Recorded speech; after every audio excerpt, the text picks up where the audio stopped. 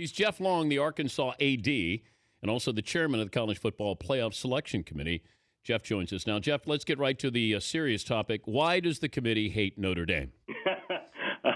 We don't hate Notre Dame, Dan. I think if you look at Notre Dame's resume at this point, they have a very close loss against Florida State on the road, and it is a loss. But the rest of the body of their work against the teams they've played have not impressed the committee as much as the teams that are ahead of Notre Dame. So we are not biased against Notre Dame. Did you guys tailgate before the first College Football Bowl committee? No, but that would be a great group to tailgate with. Really? Oh, yeah. Who do you think would be really fun at a tailgate out of that group?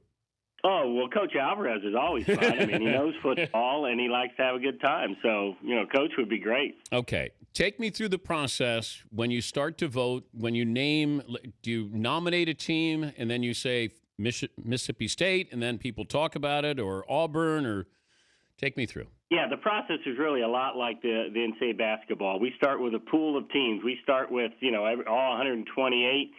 Each committee member votes in the teams that they nominate in. The 25 teams they think they should be in the top 25. We put those all in the pool. The computer pulls them out. All right, here are the 25 teams that most of you have selected are worthy of being the 25. Then we start at the top with 1 through 3. We get 6 teams who we think are the best 6 teams. We debate those 6 teams. Then we vote on the first 3.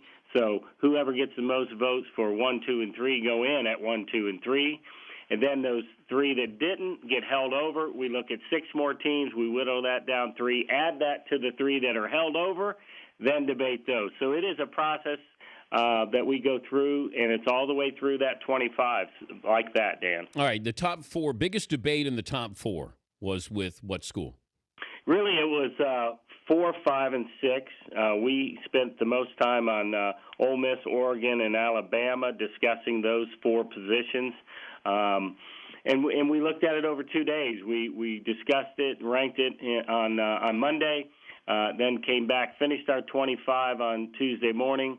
And then we went through the whole 25 again, looking at the pairings and the groupings, and then we actually go back and debate, two teams in 2 spots or 3 spots. So, but that's a long answer to 4, 5, and 6. Ole Miss, Oregon, and Bama. We spent the most time on. Okay, why put out this poll at the end of October? Well, that goes back to the management committee, which is made up of the commissioners. We discussed that. We discussed all the options, coming out at the end, and just with one ranking. We discussed every other week. But the committee felt at this point in the season we have enough data to have a real ranking based on the facts of this season. And so we think this is the time to come out, and then each week, once we put out one ranking, the committee felt strongly that we needed to come out each week to let fan bases in college football know where their teams stand and how the committee is viewing their team. Okay, but how much do you factor in Florida State from last year, Alabama over the last 5 to 7 years? That just tradition involved in this. Can you just base this on what you've seen so far this year? Yeah, we never discussed the past in the committee room.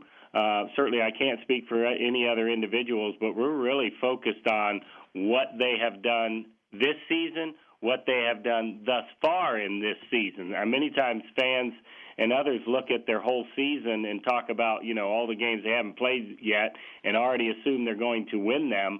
We're looking at just at the games that they played to this point. When you hear the phrase SEC bias, what do you think? I think that's a fan development. I think people looking in from the outside could certainly, claim that. There's not a time in that committee meeting where we're discussing conferences. We're discussing teams and the teams they played in a conference, but we're not discussing a conference strength or conference strength of schedule. Again, we're evaluating those teams week by week with the teams they've played to that point. He's Jeff Long, Arkansas AD, the head of the playoff committee, joining us, Dan Patrick Show. Strength of schedule. Can you have a good loss? Absolutely. I think the one that defines that is Notre Dame's good loss at Florida State, very close. Yeah, but it didn't really help them that much. They're 10th, Jeff.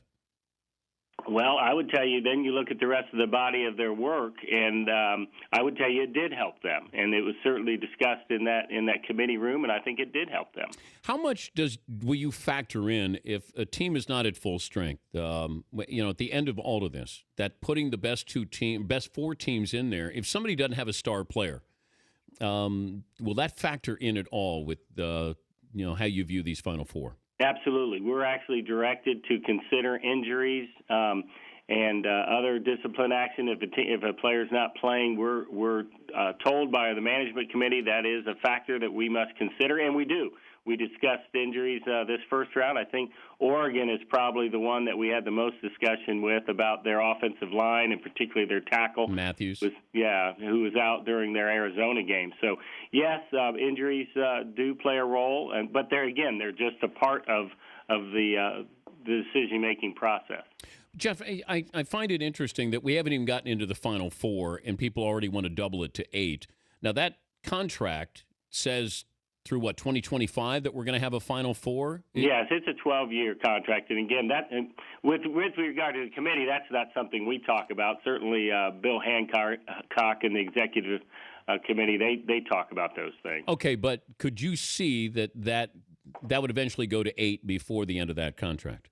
Not in my view. I think we're pretty steadfastly committed to 4 teams, and we think that makes a lot of sense for college football because of the academic schedules. Could you ever see March Madness doing what you guys have done, where, let's say in January, you start to list the top 4 seeds in each region heading into March Madness?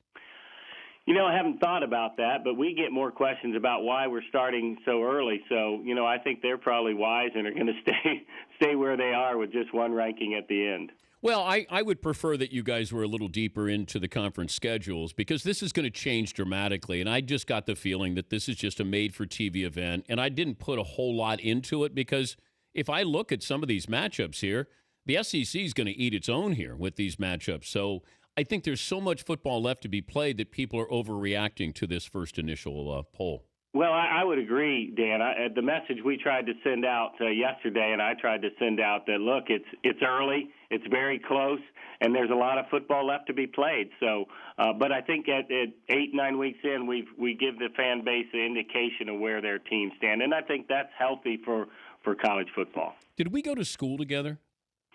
We didn't, but I'm from the Dayton area, and I did. I was AD at Eastern Kentucky long after you were there, but I did happen to see some pictures of you. What about? My legacy at Eastern Kentucky. How would you sum it up, Jeff? It's kind of like an all-stars all-star. The baseball team was built around you, Dan, and when you transferred, it really set the program back. Yeah, you're right, and I appreciate that, Jeff. Good luck with the rest of the season. We'll be checking in with you, and thanks for making yourself available. Thank you, Dan. It's my pleasure. All right, Jeff Long.